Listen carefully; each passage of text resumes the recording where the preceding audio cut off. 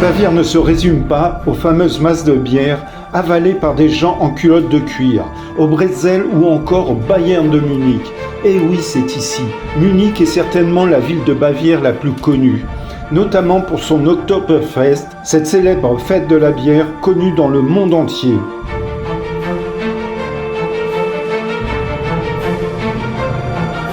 Et qui a dit que l'Allemagne n'avait pas de beaux paysages ? C'est clairement une idée reçue. On en a pris plein les yeux. Le voyage a été riche en paysages à couper le souffle.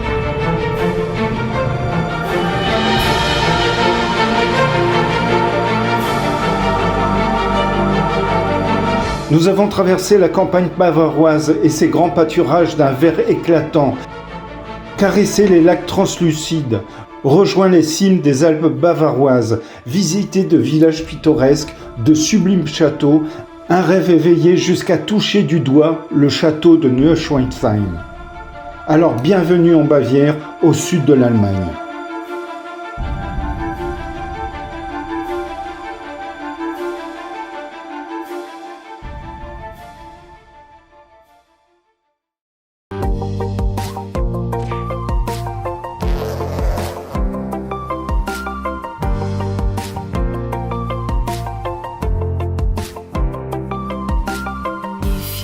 To go away from your shell, to free yourself, finally get out of yourself. You say there's a place where we used to hide, when no one ever asked what you got on your mind. You say it's a place where the trees go so high, that if you reach the top you can check out the sky. There's a sea on the reef, that never ever it's right, but if you take a swim you will learn how to fly. So won't you take me for a ride, take me by your side, take me with you, take me for a ride, take me by your side, très important, le chien, les croquettes.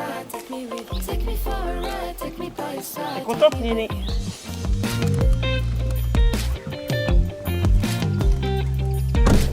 On donne.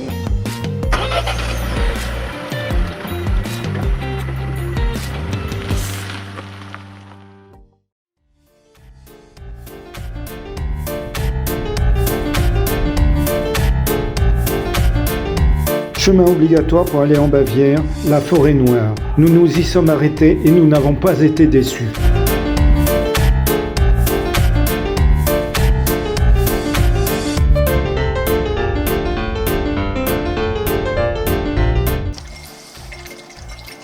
Oh, t'es pas réveillée, ma chérie. Hein? Ça fait 1 heure que je suis réveillée. T'as vu un peu le souk dans la chambre? Ouais, mais t'as vu les drodons qu'on avait? Ouais, super les drodons. Au Conignes. Ouais. Bien. Petit déjeuner, 12 degrés. Ouais. Au soleil. Contente d'être ici, ma chérie? Bah oui, au calme, j'ai le coq, j'ai le mouton. Ah bah oui, oui. La basse-cour. Sympa quand même, hein? Ah ouais, c'est pleine nature comme ça. Le calme.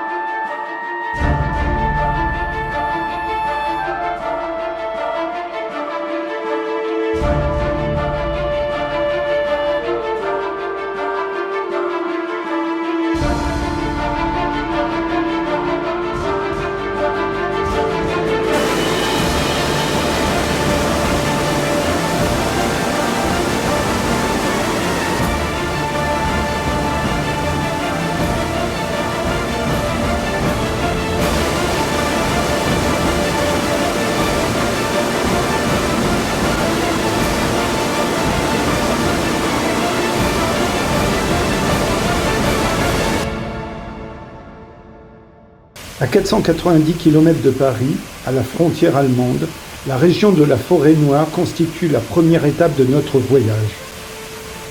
Une vaste région qui nous a été impossible d'explorer entièrement en 4 jours. Ce laps de temps nous a permis d'en apprécier toute la beauté et de découvrir quelques-uns de ses trésors, un mélange de visites urbaines et d'espaces naturels.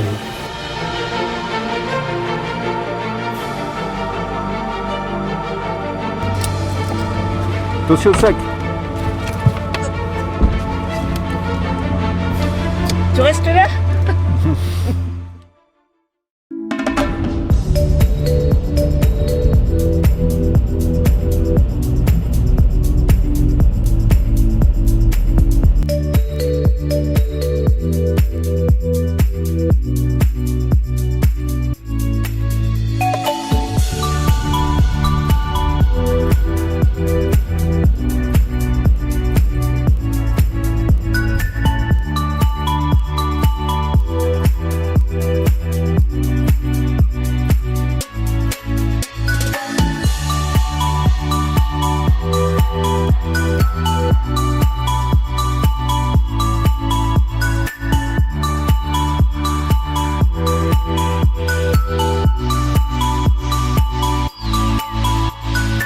On va généralement en forêt noire pour sa nature et ses grands espaces. On y va aussi pour ses petits villages enchanteurs, tels que Chiltac et ses maisons traditionnelles à colombage, datant du XVIe et XVIIe siècle. La balade dans le village est un pur plaisir pour les yeux. Chaque maison affiche sa date d'édification et le métier de son premier occupant. Avec des volets en bois parfaitement accordés. Elles sont bleues, rouges, vertes, marron, un vrai décor de conte pour enfants qui ne fait que se renforcer avec la forêt noire aux alentours.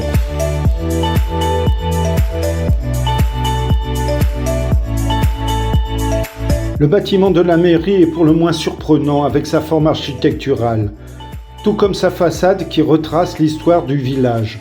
Elle a été construite il y a 400 ans.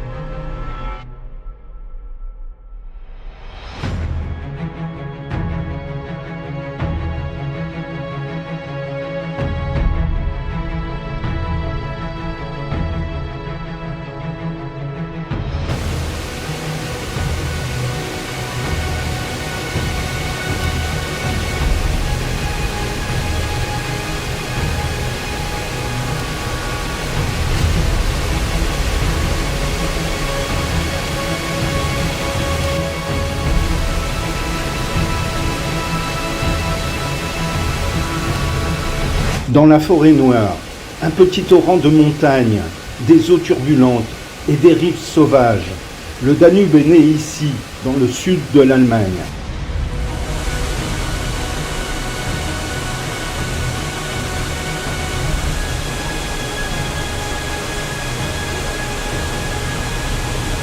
Le fleuve a deux cours d'eau pour lui donner naissance à Doachingen. C'est entre l'église et le palais que l'on trouve un petit bassin, qui en fait la source officielle du Danube.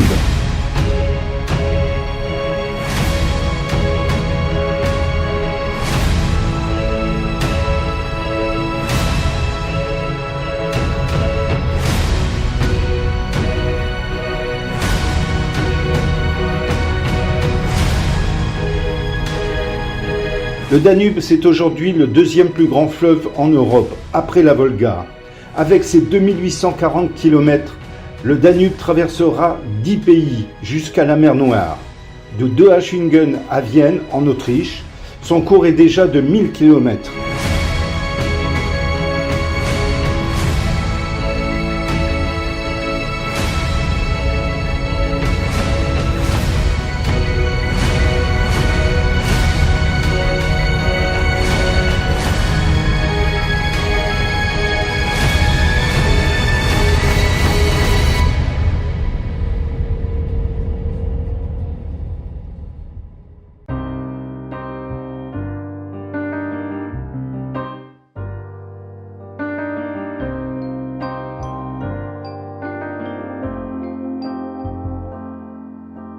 Lately I've been craving something to shake me, something to make me go insane.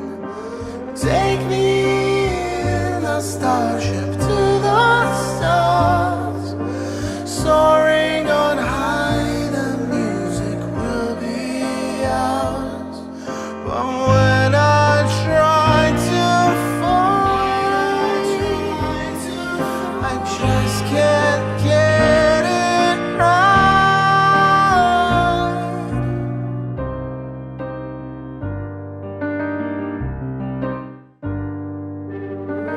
Lately you've been making something to break me, something to wake me into the night. But when I try to fight, La visite de Fribourg commence par le Münstermarkt, le marché de la cathédrale, réputé pour son ambiance, ses nombreux étalages de produits frais, ses belles façades et ses terrasses. On y vient également pour son street food, avec ses camions de food truck installés sur la place, vendant la célèbre saucisse grillée, longue de 35 cm et insérée dans du pain.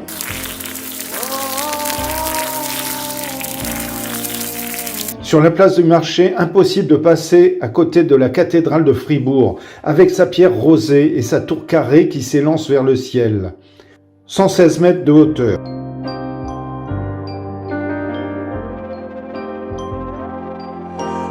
À l'intérieur de la cathédrale, la nef est ornée d'une gracieuse galerie à arcades.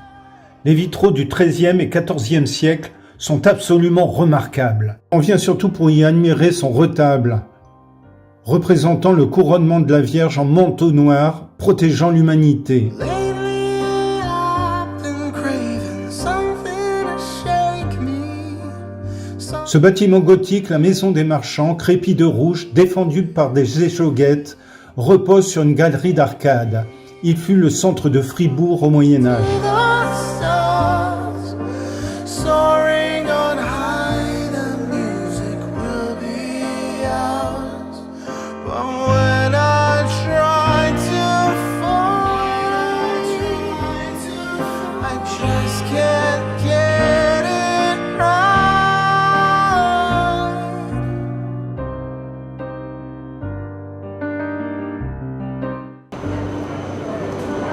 Lately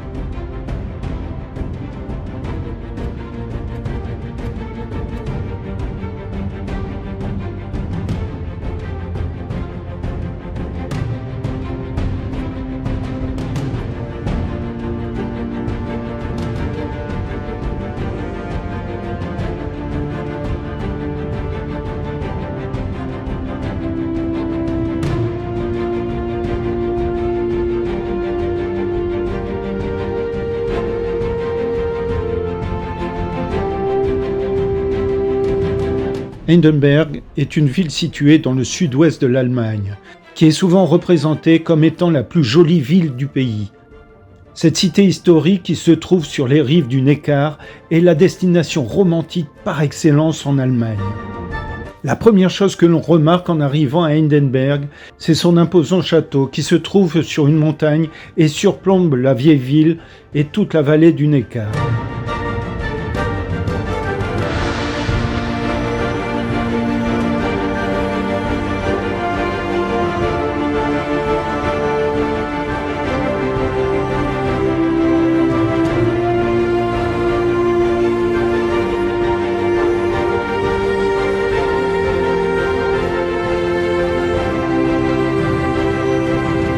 Le château de Heidelberg a été construit pendant le XIIIe siècle.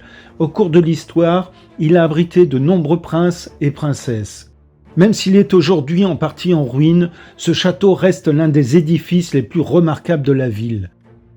On peut se promener dans son enceinte pour découvrir sa très belle cour intérieure et admirer de près ses façades de style gothique et Renaissance.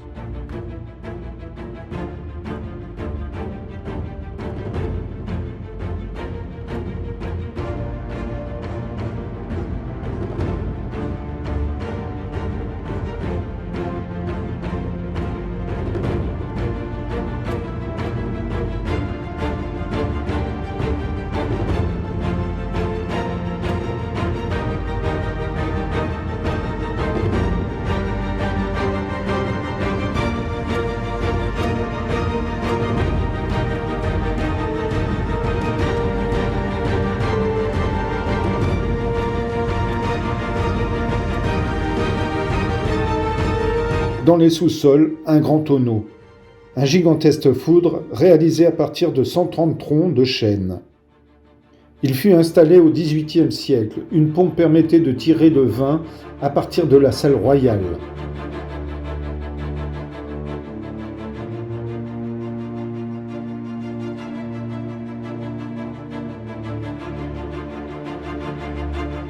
Le long de la rivière Neckar s'étend le quartier historique d'Heidelberg, avec ses ruelles bordées de grands magasins baroques et ses maisons bourgeoises, à flanc de collines.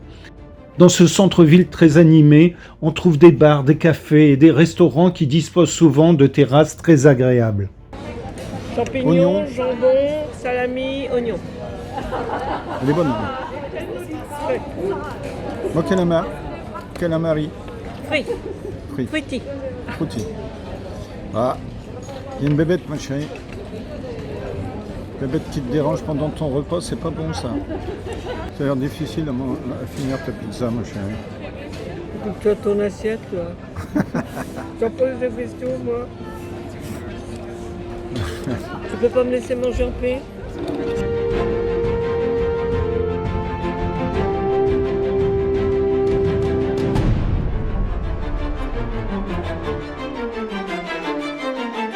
Le vieux pont qui permet de traverser le fleuve Neckar pour atteindre la vieille ville est l'un des symboles d'Heidelberg. Long de près de 200 mètres, ce pont a été construit à la fin du XVIIIe siècle. Heidelberg est la capitale du romantisme. C'est surtout ce pont emblématique que viennent les amoureux pour accrocher un cadenas avant de jeter la clé dans le fleuve.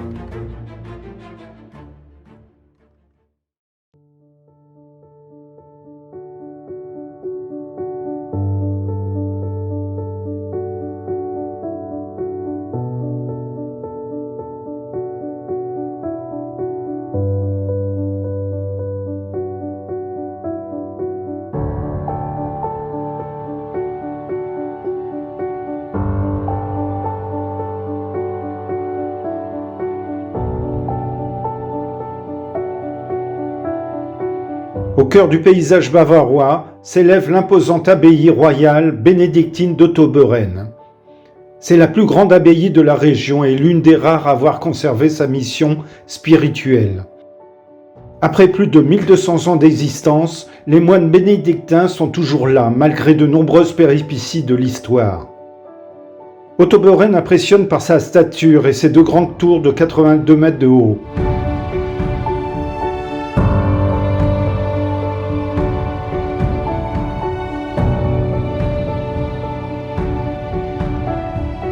Sa décoration extérieure paraît presque sobre.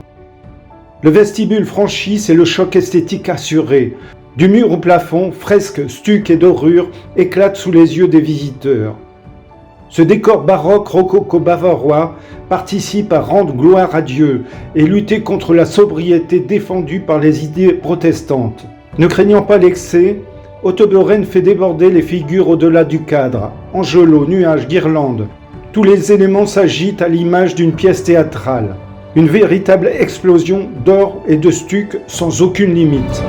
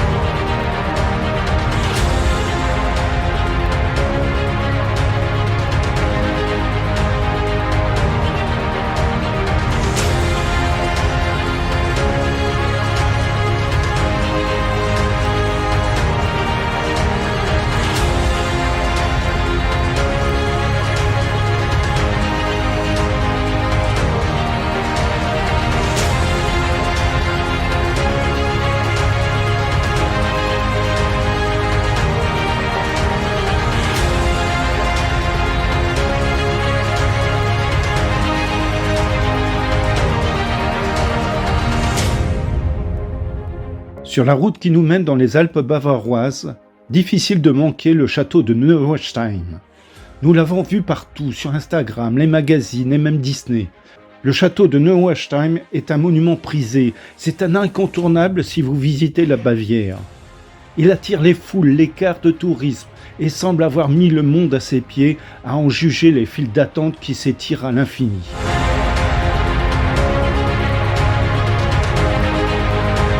C'est vrai qu'il est beau ce château de Neuschwanstein, avec son architecture néo-gothique reconnaissable entre tous et ses tourelles dignes d'un conte de fées. Rêvé en 1869 par le roi Louis II, ce palais devait offrir au souverain une retraite isolée dans un monde imaginaire. Comment aurait-il pu imaginer qu'il serait visité par des millions de personnes ?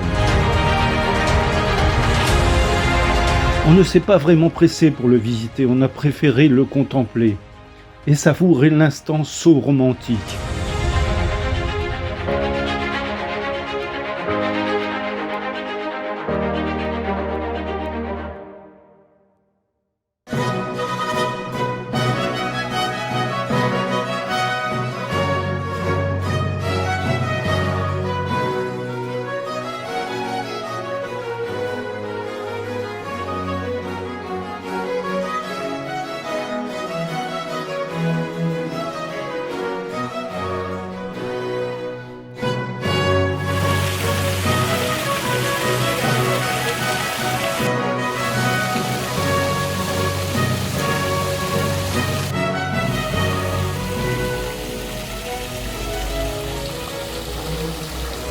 Les idées ne manquent pas à Louis II. À partir de 1872, il se met à transformer la ferme rachetée par son père Maximilien en un pavillon de chasse. Mais ce n'est pas un domaine de chasse qui intéresse ici Louis. Au milieu d'un grand domaine, avec la forêt proche, c'est l'isolement qu'il recherche. Il en fera d'ailleurs sa résidence favorite. Il se contentera du minimum pour l'accueil des invités. Petite résidence, Pas de salle de bal, juste une salle d'audience pour recevoir les invités de marque.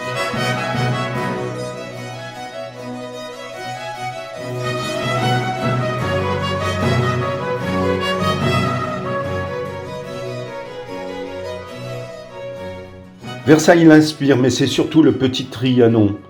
On retrouve des fontaines, des parcs. Il combine tout ça avec une bonne touche de baroque à l'allemande, pour en faire un mélange parfois très chargé, mais grandiose.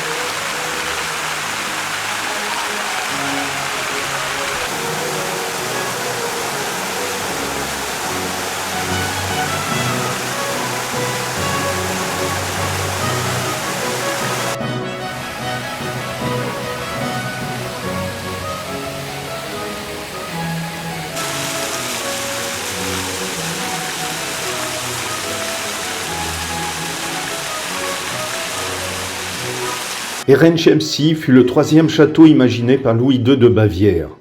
Sa construction débuta en 1878 et il ne fut jamais achevé car le roi mourut 8 ans plus tard. Louis II de Bavière vouait une immense admiration et un grand respect pour Louis XIV. Louis II voulait voir dans Herrenchiemsee la réplique de Versailles. Ordonnance des jardins à la française, façade ornée de colonnes et couverte d'un toit plat à l'italienne, dissimulé par une balustrade. L'intérieur est fastueux avec ses appartements, la chambre de parade, la galerie des glaces. Et oui, Louis II a même reconstitué ici la galerie des glaces de Versailles. Sérieuse? Ah ouais, sérieux. Raconte-nous, Louis II de Bavière, mon cher. Louis II de Bavière, bon, on a déjà visité 3 châteaux. Comment il s'appelle le premier, c'est ça? Neuschwanstein, Bien.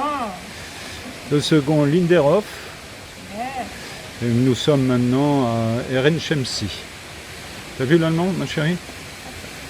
Ah bah c'est ça les moustiques, hein, c'est ça les moustiques.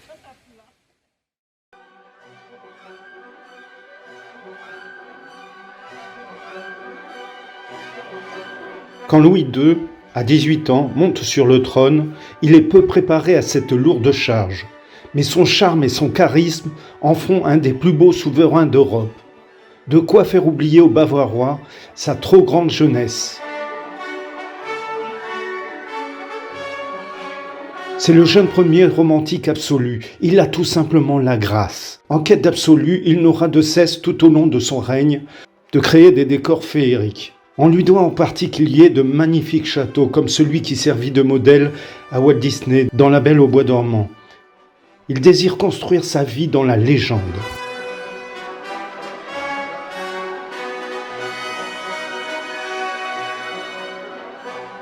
Fou de Richard Wagner, le roi l'est aussi de sa cousine Sisine, impératrice d'Autriche, avec qui il partage le plus secret et le plus intime.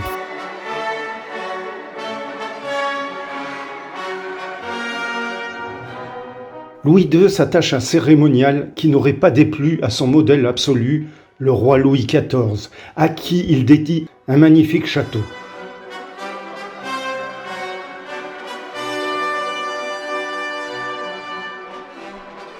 Mais ses excentricités et ses dépenses inconsidérées finissent par lui coûter sa couronne.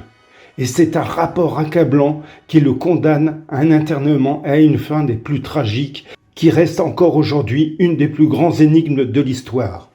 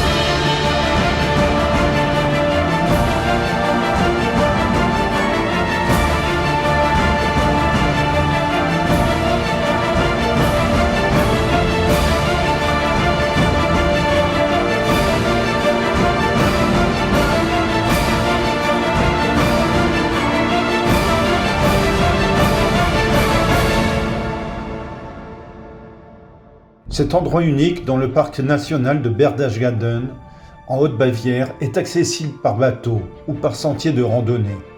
Visiter le lac Königssee, c'est découvrir un lac tout en longueur et enclavé parmi les hauts sommets. Avec des escarpements sauvages qui ont isolé des eaux translucides pour les transformer en fjords. On y rejoint la célèbre église Saint-Bartholomé et ses clochers à bulbes reconnaissables entre tous.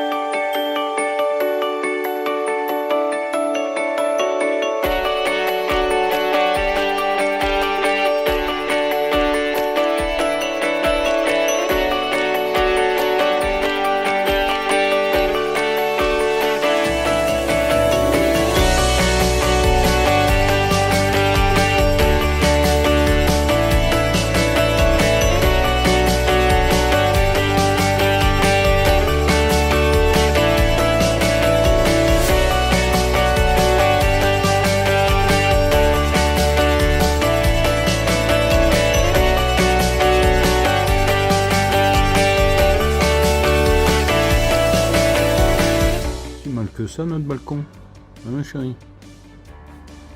Oh, t'as l'air bien aspiré toi. Oui. Hein? Toujours la bouteille devant moi, Bon non, c'est pas fait exprès, hein. par hasard. Pas fait exprès. Ça c'est la bouteille de ma chérie. Ah, mais c'est qu'elle soigne ma chérie, hein. Je partage pourtant. Oh bah partage à partage, c'est dit ça.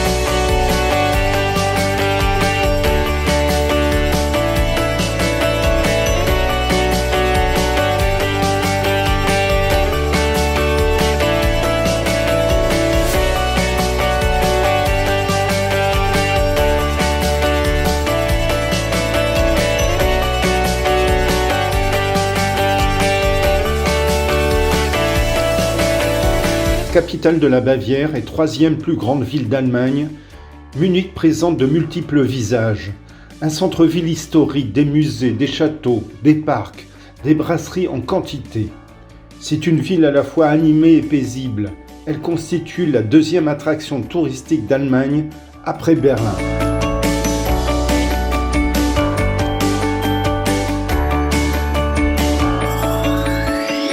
La Marienplatz, c'est ici que bat le cœur de la ville. Au centre de la place se trouve la colonne de Marie, patronne de la Bavière. La place est occupée par l'hôtel de ville, le Neues Rathaus, de style néo-gothique dont le carillon est logé dans l'oriel de la tour.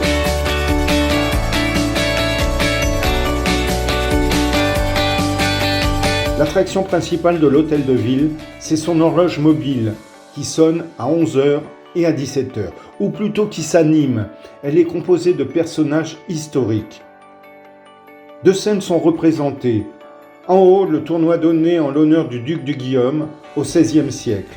Et en bas, une scène avec les tonneliers célébrant la fin de l'épidémie de la peste.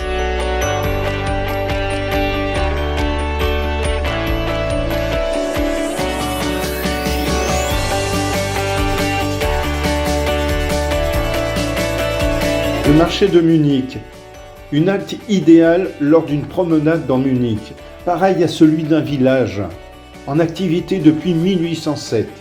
Adresse favorite des gourmets pour ses excellents produits fermiers. C'est aussi un lieu de rendez-vous populaire où on prend le temps de vivre, devant une chope de bière et un bretzel.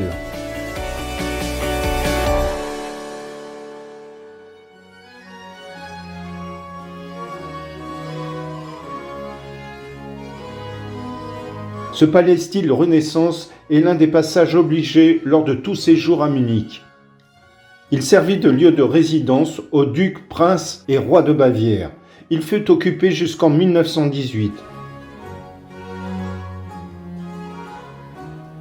Mais l'endroit le plus impressionnant de la résidence est sans nul doute la galerie de l'antiquarium.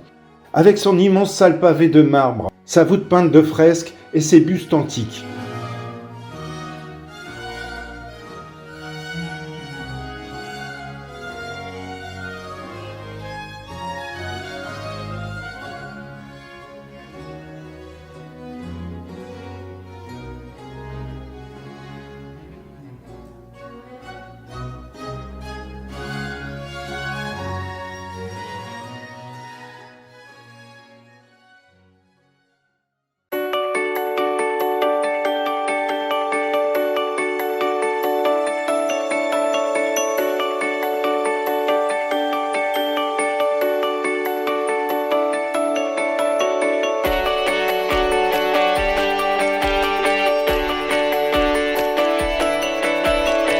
Hofbräuhaus est une brasserie célèbre de Munich. Créée en 1589, elle a une capacité de 3600 places et certains ont même leur place réservée avec leur shop, mise sous clé. Les bières ici, c'est en 1 litre qu'on vous les sert dès votre arrivée. De la bière de Munich ici. Hein. C'est pas Temple Bar, mais ça y ressemble. Hein, ma chérie? Oui. Ils accueillent 3500 personnes, généralement ici. Oui. Et la spécialité, c'est le jarret de porc, en fait. Croustillant. Croustillant, voilà. Et le soir, on ne peut pas prendre moins de 1 litre de bière. La Ils ne commande... servent pas moins d'1 litre de bière par personne. Bon, Pourquoi c'est toujours moi qui passe avec Ron? T'es la vedette, mon chéri. C'est bon ton jarret de porc, mon chéri? Excellent. Excellent. Bon ben voilà, on a tout vu. on a tout vu. Alors donc on a rendu nos verres, mais sinon, bon, on vient de s'enquiller 1 litre de bière à 2. Donc, on est ensemble pour continuer la visite de Munich.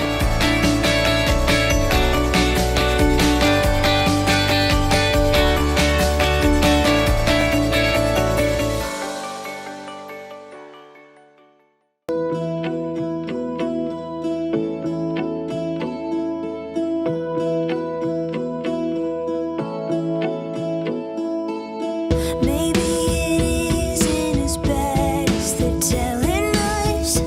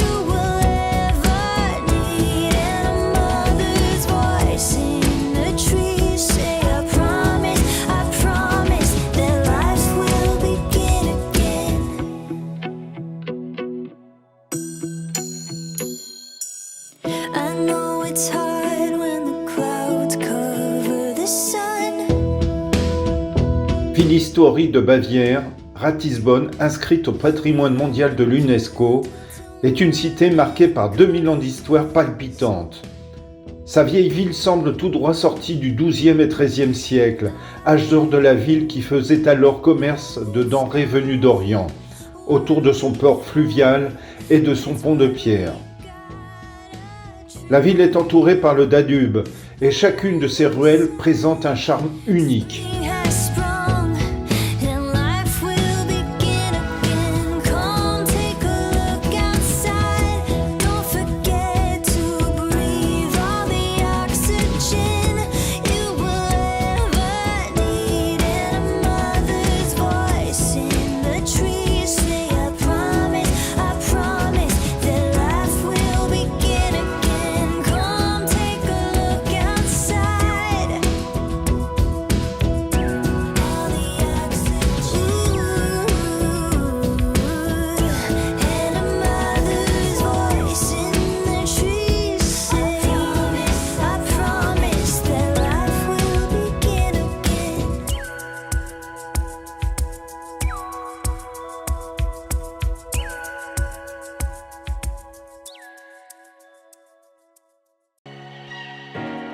I see those eyes and my walls come down.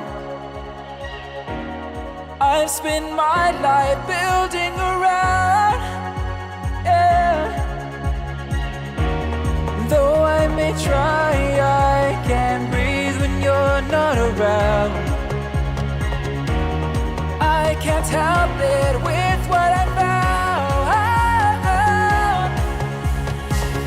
You build me up, you break me down, and only you know how I've given up, I must confess. You are my weakness.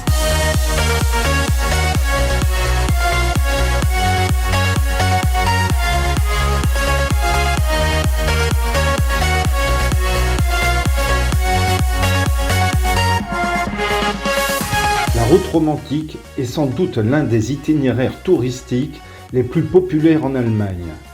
Le long des vallées fluviales bordées de collines verdoyantes, ce parcours de 350 km peut se réaliser en voiture, en vélo ou en bus. Il explore des sites emblématiques du passé germanique avec ses vieilles cités médiévales telles que Rothenburg, Nördlingen ou Dissenbuhl.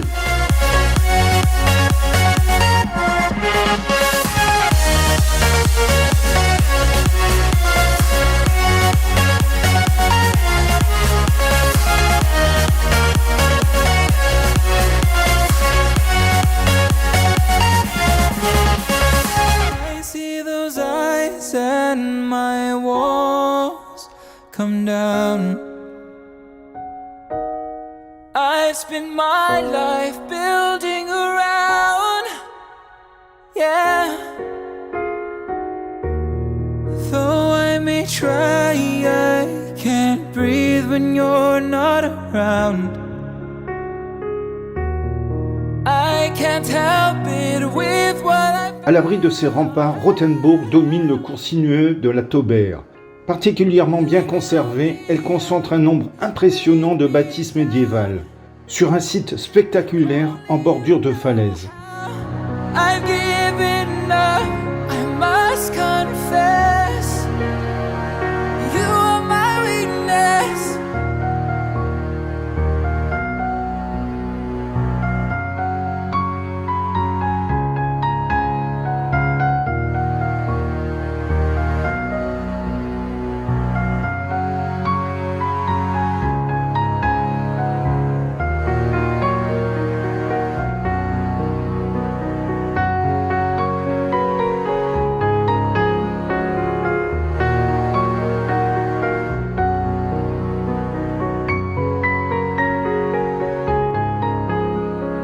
Rançon du succès, des flux de visiteurs arrivent du monde entier pour admirer ce bout de Moyen-Âge surgi quasi intact du passé, avec ses ruelles étroites bordées de maisons à colombages.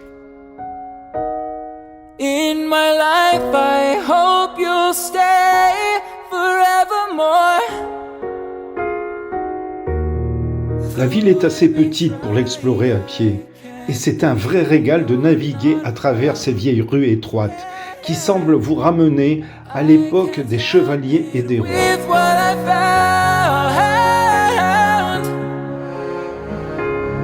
you build me up, you break me down, and only you know how. Un des nombreux joyaux architecturaux de Rothenburg est la mairie du XIIIe siècle. Dominant la place du marché, ce magnifique bâtiment est considéré comme l'un des plus beaux de la région sud de l'Allemagne. L'hôtel de ville est composé d'une partie gothique et d'un beffroi de 60 mètres. You're my weakness, and you know you have. You're my weakness.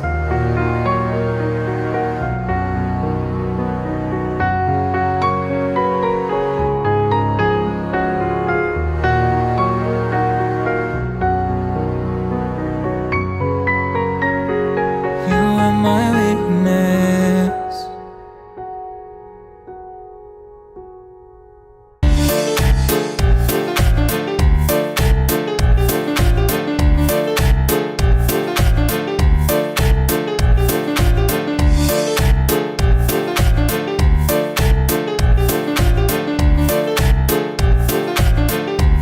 Oh la bonne pizza. Maison. Regarde-moi ça. Je le mangerai. Splendide. Alors bière allemande avec bien entendu petite saucisse allemande, saucisse blanche. Ça ressemble pas à du boudin en Du fait. tout, du tout. C'est meilleur que du boudin. Nettement. Bon, c'est pas la même chose non plus. C'est bon les saucisses allemandes ma chérie. On ramène plein. Plein. Pas congelé. Elles sont peut-être moins meilleures congés, mais bon. Moins meilleur. Ouais. Bah, vas-y.